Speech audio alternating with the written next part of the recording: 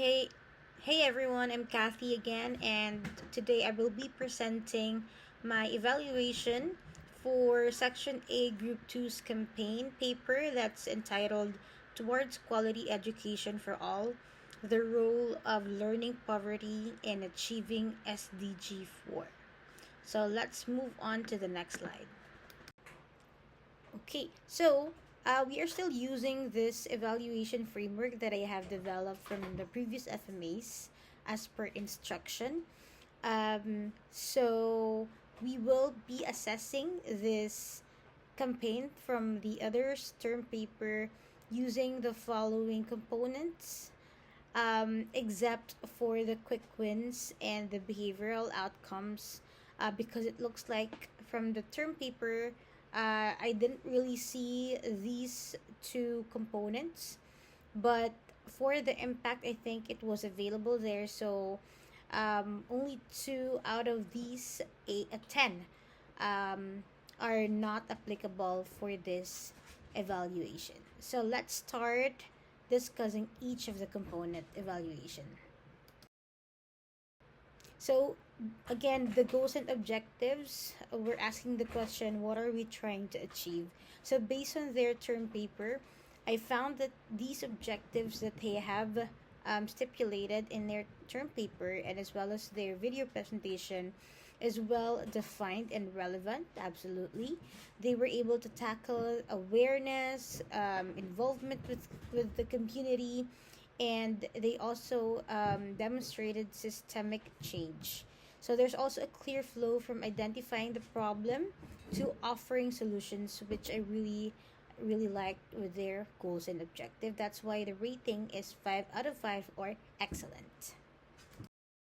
Now for the target audience, I have rated it as 4 over 5, which is very good. The target audience is, of course, diverse and appropriate for the objectives as well. So we have the parents, the teachers, the youth, NGOs, and media.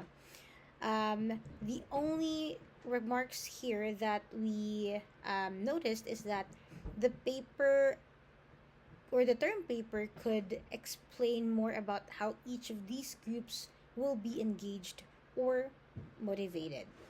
So we can add more details on how each of the group will be incentivized for this component. But of course, the overall score or rating is still very good. Now moving on to the resource allocation. So um, for their term paper, they were able to list general resources like funding, the personnel, and then the technology tools. The only missing pieces here is it lacked the budget details like the cost breakdowns or who's responsible per task. And I think that for a campaign plan, that information is really crucial. That's why the rating for this component is 3 out of 5 or satisfactory. Now, the recommendation here that we've indicated is, of course, if they can provide a budget table estimating the costs, and then link each of the resource to specific activities or timeline phases for us to understand where the resources are being used or utilized, and then of course identify the funding sources or partners for each of the major cost item. Okay, moving on to the key initiative. So this is now the main heart of the activities. So this is the actual social mobilization campaigns that is being implemented or that are being implemented.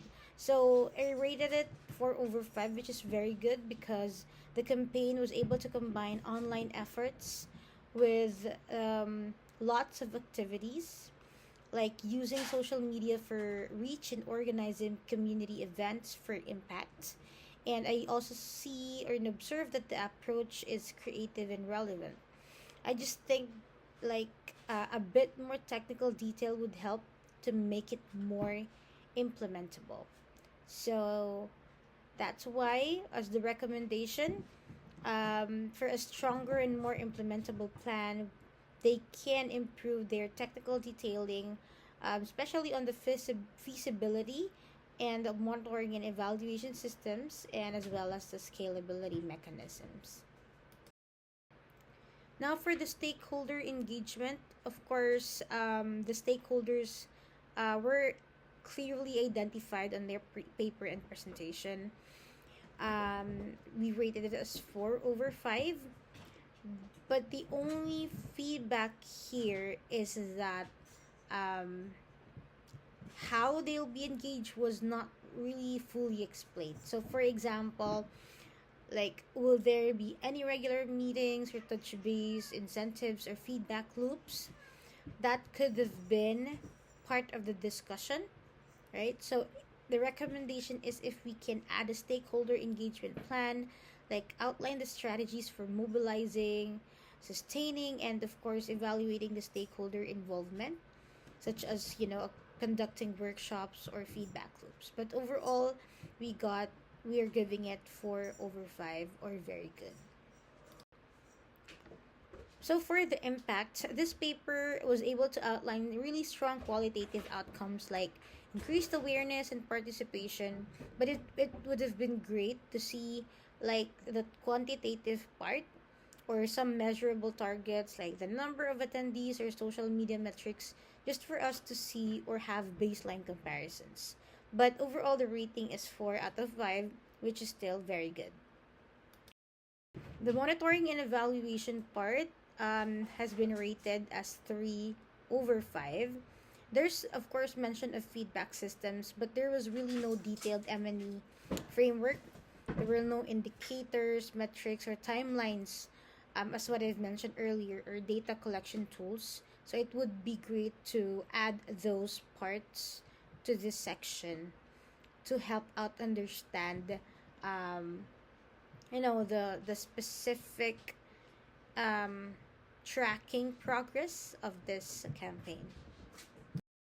Now for the sustainability, the campaign really was able to include ideas for sustainability, like using technology and building libraries. Right, these are all promising, but it would have been greater to discuss how it will be funded or managed long term, because as we all know, um, we need to have a larger resource in terms of the funding to also make a sustainable implementation of our campaign. But overall, it is very good. So finally, overall, the rating for this social mobilization campaign is 4 out of 5, or very good. It's well crafted and, of course, impactful, especially in communication and mobilization. Just a few improvements in planning and monitoring will really make it even stronger. Overall, of course, the campaign is a great contribution to the goal of addressing learning poverty.